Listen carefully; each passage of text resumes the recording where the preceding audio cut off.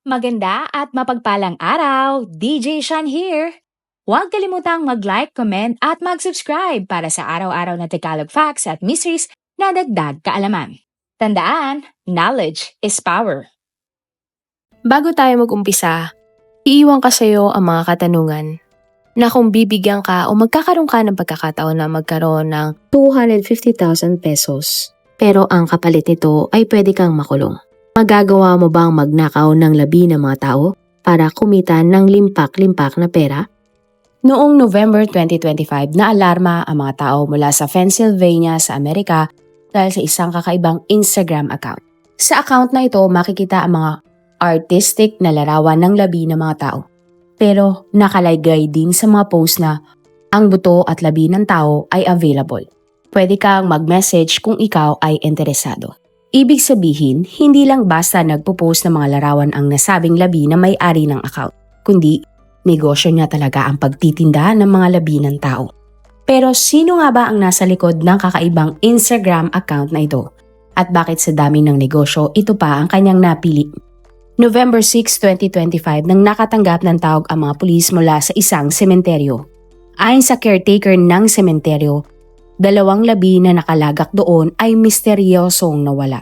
Ang labi ay isang lalaki at isang babae na pumanaw ng taong 1981. At base nga sa investigasyon, pwersahang binuksan ang puntod ng 2 labi ng tao at ninakaw ang kanilang mga labi. Naiwan naman sa pinangyarihan ng insidente ang 2 basyo ng sigarilyo at 2 lata ng Monster Energy Drink. Kinabukasan, November 7, 2025, bandang 11:59 ng umaga, ang Eden Police Department ay nag-dispatch sa Mount Moriah Cemetery. At pagdating ng mga pulis, labis silang nabahala sa eksena na kanilang nadatnan. Ang mausoleo ng Hunter family na sarado ng konkretong semento ay nasira. Sa loob, sira na din ang marble na sahig at na-expose na ang 10 puntod na 10 feet ang lalim. Habang naghahanap ng mga ebidensya sa loob ng lugar, nakita ng mga pulis sa debris ng mausoleo ang isang screwdriver na may nakalagay na pangalan na Brian. Meron din silang natagpuang lubid na pinaniniwalaang ginamit pababa sa mga puntod. Sa 10 labi, isa lamang ang nawawala. Ang labi ng dalaga na nilibing doon ng napakatagal ng panahon. Agad namang sinimula ng mga pulis ang investigasyon sa pangalawang pagnanakaw na nangyari sa lugar.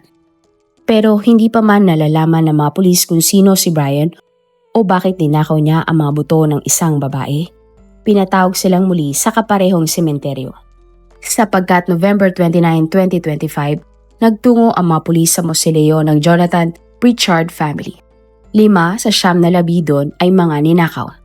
Ang taong responsable sa nangyaring insidente ay may naiwang lata ng Monster Energy Drink at screwdriver na may nakaukit na pangalan na Brian. Nakakuha naman ng 2 fingerprint ang mga pulis sa lata na ibinigay nila sa laboratorio para sa DNA analysis. Unti-unti namang naalarma ang mga pulis dahil sa sunod-sunod na nakawan ng mga labi at mga buto sa ilang sementeryo at lugar. Nagtaka din sila na sa dami ng pwedeng nakawin, bakit kaya labi ng tao ang ninanakaw ng sospek. At sa pagpasok ng December 2025, umabot na sa 61 na mga labi ang nawawala sa Mount Moriah Cemetery. Pare-pareho lamang ang pattern ng panloloob sa mga nasabing mausoleo.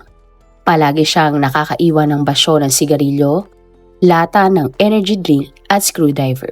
Sa ibang mausoleo naman, naiwan ng magnanakaw ang mga paletang kahoy na pinaniniwalaang ginamit bilang hagdanan. Ngunit sa dami nga ng mga sementeryo, bakit kaya sa Mount Moriah ang napili ng magnanakaw? Ang Mount Moriah Cemetery ay itinayo ng taong 1855. Sa katagalan, unti-unti na ngang inabandona ang sementeryo na ito.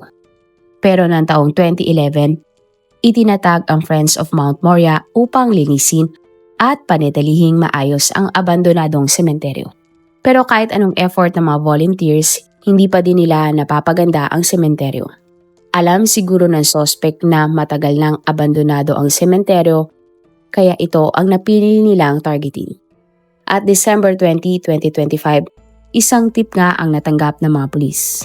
At ayon sa tip, Ang dapat daw imbestigahan ng mga pulis ay isang lalaking nagngangalan na Jonathan Gerlach na suspect sa Luzerne County mausoleum robbery. Sinabi din na nagtip na may kakilala siyang kamag-anak ni Jonathan. At nakita daw ng kamag-anak na ito ang nabubulok na labi ng tao na nakasabit sa basement ng bahay ni Jonathan pero natatakot silang magsumbong sa mga pulis. Agad namang sinimulan ng mga pulis ang investigasyon hinggil kay Jonathan. Napag-alaman nga nila na November 6, 2025, kinasuhan si Jonathan dahil sa pagnanakaw niya sa isang hardware store. At ayon sa mga balita, ang mga ninakaw ni Jonathan ay headlamp, rechargeable LED glow stick, hammer drill, gloves, metal cutting wheel, at nagnakaw din siya ng napakaraming screwdriver at ang lahat nga ng kanyang ninakaw ay nagkakahalaga ng 33,000 pesos. At kung susuriin ang mga gamit na binili ni Jonathan, lahat ng ito ay mga bagay na ginagamit sa pagnanakaw. Teorya nga ng mga pulis, inakala ni Jonathan na kapag ninakaw niya ang mga gagamitin niya sa isang krimen, hindi na siya matutunto ng mga otoridad. Ngunit sa kabaliktaran, nagkaroon ng lead ang mga pulis tungkol kay Jonathan dahil sa pagnanakaw niya sa hardware.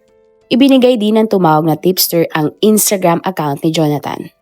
At ang nakita nga ng mga pulis sa social media account ni Jonathan ay labis nilang ikinabahala. Sa 147 posts ng Instagram account na ito, 2 lamang ang larawan ni Jonathan.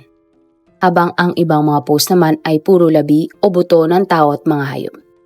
Sa una, sinasabi nga ni Jonathan na ang mga labi na ito ay mula sa kanyang personal gallery at nagsisilbi lamang niyang koleksyon. Madalas, sa post ng lalaki, may nakalagay na, "As always, ethically sourced, acquired, and not for sale." Ngunit habang tumatagal, nawawala na ang mga ganitong kataga ni Jonathan sa kanyang post at napapalitan ng salitang sold. Sa mga post nga, mababasa na itinitinda na pala ni Jonathan ang mga labi at puto at ang mga bagay nga na ito ay hindi lamang basta libangan. At isa nga sa mga labi ay nabenta ni Jonathan sa halagang 250,000 pesos. Ang pagtitinda nga ng labi o buto ng taong pumanaw ay hindi naman bago. Noon pa man may mga transaksyon na ng mga ganitong uri ng produkto. Ang karaniwang customer na bumibili ng buto o labi ay collectors of curiosities, ritual practitioners, artists at designers. Ang mga medical at dental students naman ay karaniwan ding bumibili ng bungo ng tao na ginagamit nila sa kanilang pag-aaral. Kung pagbabasehan naman ang batas ng Amerika, walang batas na nagsasabi na ang pagbebenta at pagbili ng labi ng tao ay iligal. Ang dapat lamang isipin ay kung paano ba nakuha ang mga labi o kung may permiso ang pamilya ng yumao na ipamigay ito tulad ng pagdodonate nito sa mga institusyon.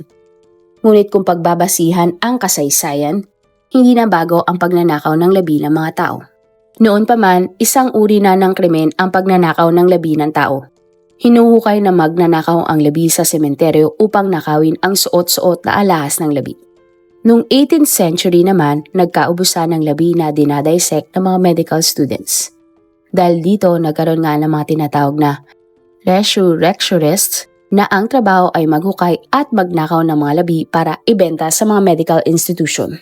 Nahinto lamang ito ng taong 1832 matapos magkaroon ng formal na banta hinggil sa pagnanakaw ng labi.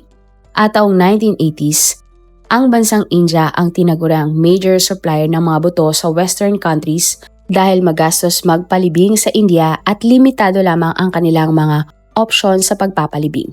Pero noong taong 1985, formal nang nahinto ang pagbebenta ng India ng labi matapos madiskubri na ang 1,500 na labi ng mga bata ay ibinebenta.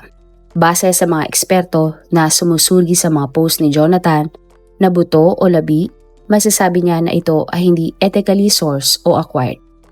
Dahil sa isang larawan, kapansin-pansin na tila may buhok pa ang ibinebenta ni Jonathan. Indikasyon na ito ay hindi sumailalim sa medical at professional na paglilinis. Matapos matanggap ng mga pulis ang tip tungkol kay Jonathan, sinimulan na nilang sundan ang mga galaw ng lalaki. Napag-alaman naman sa investigasyon na si Jonathan ay isang heavy metal musician at kilalang relihiyoso. Nagtatrabaho si Jonathan sa isang warehouse ngunit hindi sapat ang kanyang kinikita at halos wala nang natitira mula sa kanyang mga sahod. At December 23, 2025, napag-alaman naman ng mga pulis na ang kotse ni Jonathan ay nasa lugar malapit sa nakawan kung kailan nawala ang mga labi sa sementeryo. Nagtungo nga ang mga pulis sa Mount Moriah Cemetery at natagpuan ang isang kotse hindi kalayuan sa sementeryo. Kinagabihan, nagtungo ang mga pulis sa bahay ni Jonathan at nakita nga ang kaparehong kotse na kanilang namataan sa sementeryo. January 6, 2026, muling namataan ng mga pulis ang kotse ni Jonathan sa Mount Moriah Cemetery. Nang silipin nila ang loob ng kotse, nakita ng mga otoridad ang mga bungo at buto ng tao sa loob. Maya-maya pa, nakita naman ng mga pulis si Jonathan na pabalik na ng kanyang sasakyan. Hawak-hawak na lalaki ang isang crowbar at sako na may lamang labi at buto ng tao. Agad namang inaresto ng mga pulis si Jonathan matapos siyang ma-caught in the act na dala-dala ang mga ninakaw niyang labi at buto. At nang kaparehong araw, nakakuha nga ng search warrant ang mga pulis para sa bahay ni Jonathan. Nakakagimbal nga ang dinatnahan ng mga pulis sa basement ng suspect. Nag-viral pa nga ang isang video na pinaniniwalang kuha mula sa kwarto ni Jonathan. Ang nasabing kwarto ay nagbisulang museum ng mahigit 100 buto at labi ng tao na itinitinda ni Jonathan. Iba't ibang parte din ng katawan ang mga labing nakadisplay. Meron pa ang isang labi na may nakakabit na pacemaker.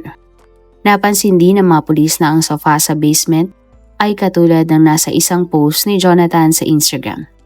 Kinumpirma lamang ito na ang basement nga ay pagmamay-ari ni Jonathan at ang individual na nagbebenta ng mga labi ng tao sa social media ay walang iba kundi si Jonathan.